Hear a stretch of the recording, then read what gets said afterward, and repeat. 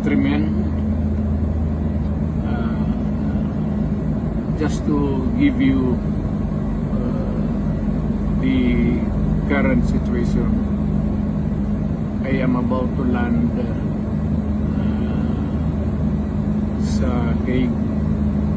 Galing ako Dubai, stopover for it's a long haul, it's a long flight. Okay ako, do not worry. And I think this is something to do with the law and order noon. At sinasabi ko naman sa mga pulis, military, na trabaho kayo at ako ang managot. So ito na nga,